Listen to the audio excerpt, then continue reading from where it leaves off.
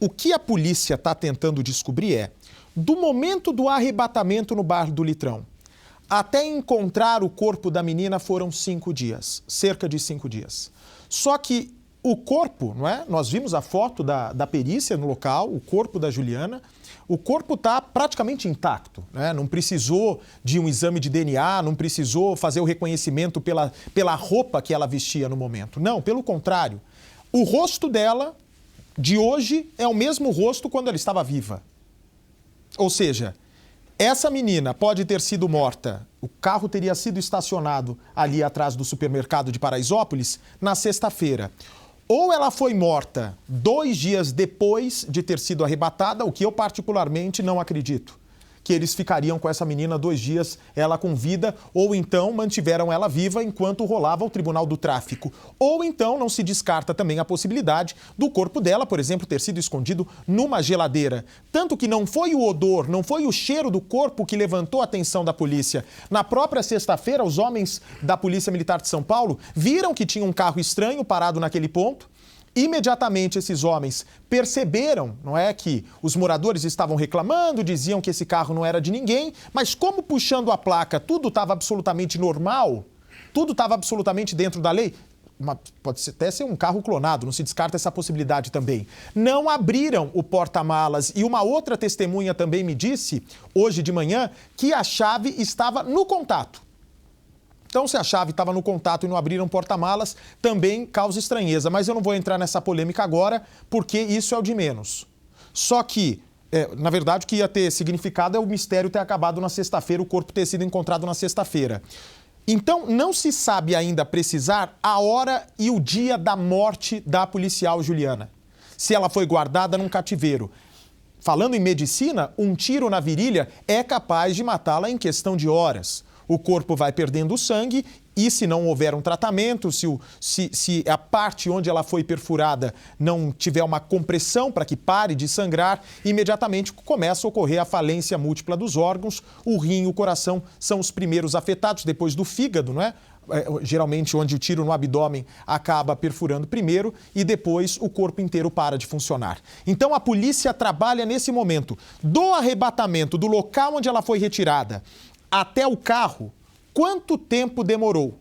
E mais, a polícia também já começa a trabalhar em quem, se realmente ela foi dedurada naquele momento que se identificou como policial, quem dedurou a menina para o tráfico de drogas. Seria uma pessoa que trabalha nas imediações do bar do Litrão. Ok? Então, volto a repetir para vocês. Muitas pessoas mandando mensagens. Bate, será que uma policial iria se identificar? Por mais que tivesse tomado uma cerveja, ela ia cometer esse erro de falar no meio de Paraisópolis que é uma PM para pagar com a vida? Eu não acredito. Eu não acredito que ela marcaria essa bobeira. E eu vou além. O secretário de Segurança Pública de São Paulo. Aliás, eu nem sei se a gente tem esse depoimento. Eu ouvi no rádio, ô Mariana, o depoimento do secretário Magno, que ele diz o seguinte, que a Juliana, por favor, que a Juliana agiu certo. Secretário de Segurança Pública hoje dizendo, a Juliana agiu certo, ela honrou a farda, honrou o juramento da Polícia Militar, ela estava dentro daquele bar, então ela tinha que defender a população. Opa, secretário! Pera, secretário. Não haja no calor da emoção porque o senhor falou bobagem, secretário de Segurança Pública de São Paulo. Veja bem, naquele momento, se realmente essa versão for consolidada pela polícia, pelo delegado Antônio Sucupira e pela Corregedoria da PM de São Paulo. Ora, pensa comigo, delegado. Uma policial militar de 27 anos, mulher, sozinha, 3 horas da manhã dentro da comunidade. Ela vai cumprir a missão dela por causa de um celular. Não era o risco de uma pessoa. Não era, daqui a pouquinho, por favor. Não era ali naquele momento do bar a discussão se tinha uma pessoa correndo risco de morte. Tinha alguém correndo risco de morrer, a não ser uma policial dentro daquele bar? Não, imediatamente não tinha. Não. Nós estamos falando de um celular. Um celular que teria sido furtado, segundo a versão dessas testemunhas, que ninguém sabe quem é. Aí o secretário de Segurança Pública está dizendo, não é? E se o senhor diz que ela agiu certo, o senhor está dando exemplo para todos os outros policiais. Todos os outros policiais o senhor está dando exemplo. Que é para o policial, num lugar onde ele não tem proteção. Eu não tinha entrado até esse ponto na falta de segurança pública aqui de São Paulo. Mas o senhor está querendo me dizer, está querendo me convencer que o policial, porque honrou o juramento, porque tem farda, tem que arriscar sua própria vida por causa de um celular sumido num bar dentro de uma comunidade dominada pela facção criminosa? O senhor acha mesmo, secretário, que os seus homens, que já ganham uma miséria, que ganham mal, os nossos policiais militares, não só de São Paulo, do Brasil todo, têm que arriscar a própria vida dentro de um lugar comandado pela facção perigosa, mais perigosa do Brasil? Eles têm que arriscar a própria vida por causa de um celular? Qual respaldo o senhor dá para esse policial? Valeu a pena? Se essa versão for a verdadeira, a policial abrir mão da própria vida para buscar um celular furtado, sabe-se lá se foi furtado mesmo, porque ninguém apareceu agora para falar de celular. Nenhum celular apareceu até agora. Vale a pena, secretário? Então, acho que o senhor deveria, no mínimo, reconhecer a bobagem que o senhor falou hoje. De coração. De coração. Até para acalmar o coração de todas as famílias de PMs aqui de São Paulo e do Brasil. Famílias que, quando veem os seus maridos, seus pais, seus filhos saindo de casa para trabalhar com a farda, para honrar a profissão que eles escolheram, essas famílias não sabem se esses policiais voltam com vida. Agora, o senhor me dizer que o policial dentro de Paraisópolis fez certo, de sozinha, de férias, 3 horas da manhã, sem respaldo, sem segurança, não. Aí eu discordo do senhor completamente, eu tenho certeza que o senhor vai se fazer entender na próxima entrevista que o senhor der. O que ela deveria ter feito? Se o celular foi furtado mesmo, calma, pega as informações, pega o telefone da vítima e entrega para a Polícia Civil investigar. Jamais ela deveria, se realmente fez isso, se identificar como policial dentro do bar, mostrar a arma dentro de um bar, sozinha, sem respaldo, sem proteção nenhuma, sem nenhuma garantia que a vida dela estaria segura dentro daquele bar. Então o senhor retire, por favor, o que disse para tranquilizar as outras famílias, porque isso não é exemplo. Isso não é exemplo. Mesmo se ela tivesse visto uma pessoa correndo com o celular, não deveria reagir dentro daquele bar, para preservar não só a vida dela, mas a vida das outras pessoas que estavam.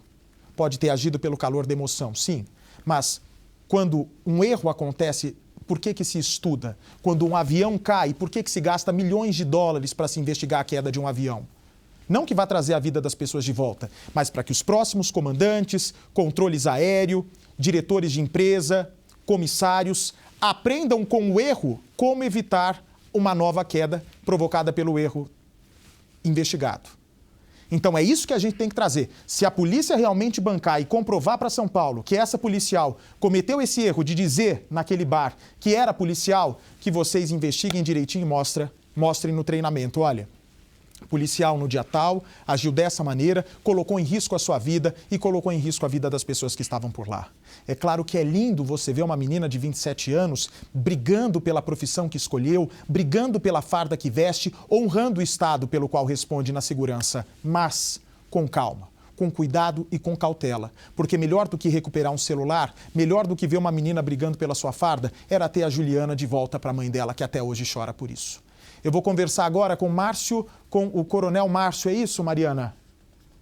Coronel Márcio Necho. Coronel, eu não vou colocá-lo nessa polêmica, evidentemente, mas eu espero que o senhor tenha entendido a minha postura, que o senhor tenha entendido a minha opinião aqui no programa, para que a gente, nesse momento, prevaleça a segurança do policial militar. Porque o que a gente mais queria nesse momento era ter a Juliana de volta e você, não é, o senhor como foi o último chefe da Juliana, primeiro as nossas condolências, a gente lamenta muito o que aconteceu com a sua policial, mas a gente também quer que disso se tire um aprendizado, se tire uma lição para que outros policiais não corram o mesmo risco, viu, Coronel?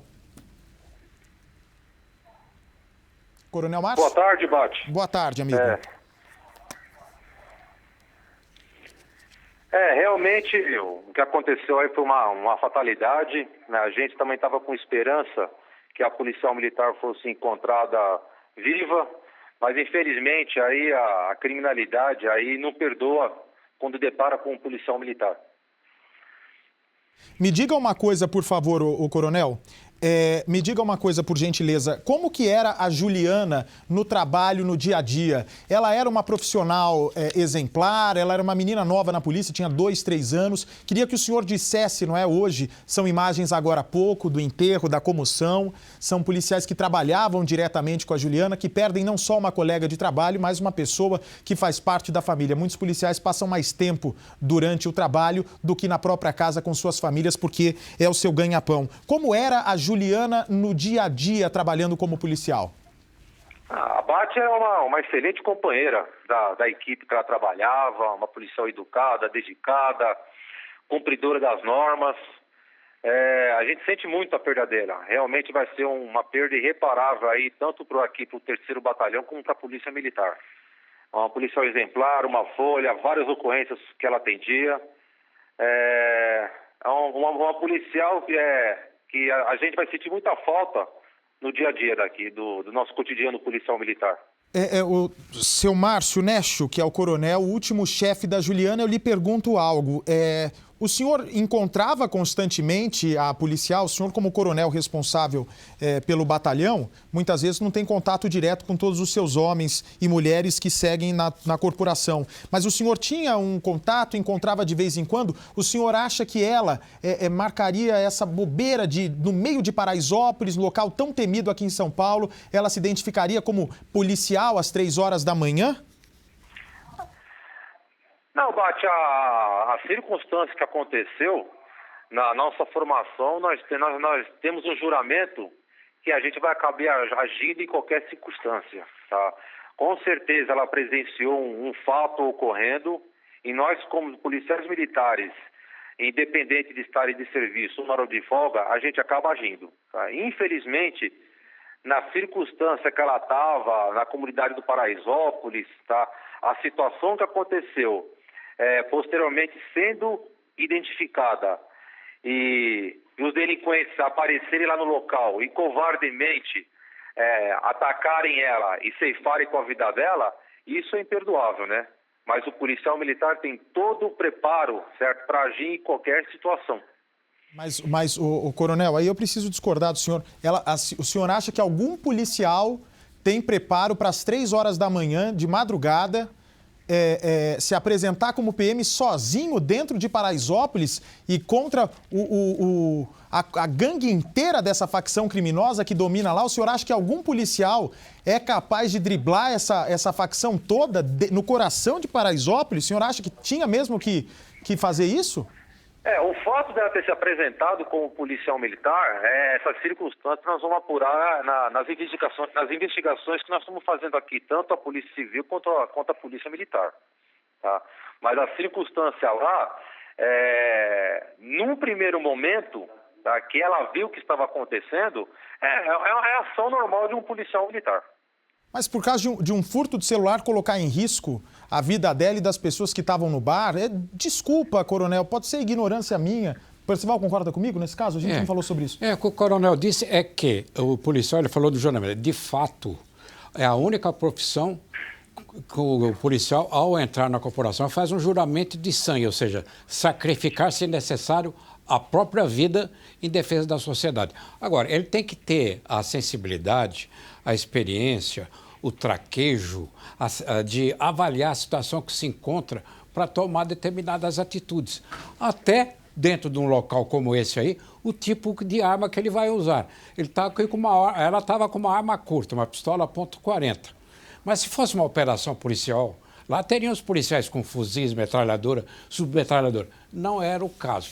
O fato é que a polícia tem conhecimento que lá é uma área de altíssimo risco, Bate. É preciso tomar muito cuidado, agir com muita cautela, ter muita prevenção, exatamente por isso. É uma circunstância que ela enfrentava ali totalmente adversa. Tanto que você não vai ver uma viatura sozinha dentro de Paraisópolis buscando como acontece nas operações normais. A polícia age lá maciçamente, como agora nessa operação de impacto, um verdadeiro estrangulamento, uma asfixia, para logo chegar até a Juliana, viva ou morta. Infelizmente, ela foi encontrada morta, né? Coronel, mas todos os cuidados são tomados. Coronel, a área onde ela trabalhava não chegava perto de Paraisópolis, chegava? Não, ela trabalhava aqui na 2ª Companhia do 3º Batalhão e é distante da comunidade de Paraisópolis. Pois bem, ela não se envolveu nos últimos tempos em nenhuma ocorrência que colocava na cena do crime bandidos de Paraisópolis, bandidos que atuam em Paraisópolis? Não, pelo contrário. As ocorrências que ela participou, as prisões que ela realizou de infratores são de delinquentes aqui na região de Americanópolis, na área de atuação que ela patrulhava. Não tem nada a ver com a comunidade. Certo. Nós temos outras 2 novas versões que nós estamos levando para o programa. O senhor também não tem nem obrigação de saber disso, porque imagino que estivesse na despedida agora da Juliana, não é? Da Juliane. Mas, veja bem, uma delas de que ela foi reconhecida não porque ela quis, não porque ela se apresentou como policial, mas por causa do cinto com a arma, alguém teria visto isso e contado para o tráfico. Eu também desconfio dessa versão. Uma outra versão que ganha força, eu não sei se o senhor já ouviu falar, o senhor já deve, na verdade deve ter ouvido falar assim na Neguinha, que é uma das traficantes mais temidas de Paraisópolis. Põe a foto da Neguinha, por favor, até porque muita gente que está chegando no Cidade Alerta, aquela que ela coloca a arma, né? Ela se exibe dessa maneira, uma menina, uma moça temida lá dentro. Ela se chama Elaine Cristina Oliveira Figueiredo, tem encrenca com a polícia por furto, por tráfico e até suspeita de homicídio e seria uma das responsáveis pelo Tribunal do Crime dentro de Paraisópolis. De que a Juliana teria se envolvido com pessoas que tinham ligação direta com a Neguinha. Alguma dessas versões chegaram já até o senhor ou ainda não? Não, Bate, essas versões aí até agora, no momento, não chegaram ao meu conhecimento. Tá? O que nós temos aqui é a investigação que foi feita pela Polícia Civil e a equipe vítima da Corregedoria da Polícia Militar também está prosseguindo nas investigações. Essas 2 versões que está passando para mim não tenho conhecimento. Eu tenho daquela, que ela agiu em razão de um furto de um celular, ela presenciou um crime acontecendo e ela agiu como policial militar. Aí, posteriormente, chegou ao conhecimento dos delinquentes lá da comunidade de Paraisópolis. Esses foram até o estabelecimento, identificaram a polícia militar e efetuaram os disparos contra ela. Essa versão que eu tenho atualmente. Essa é uma das versões investigadas. Obrigado, coronel, pela gentileza da entrevista.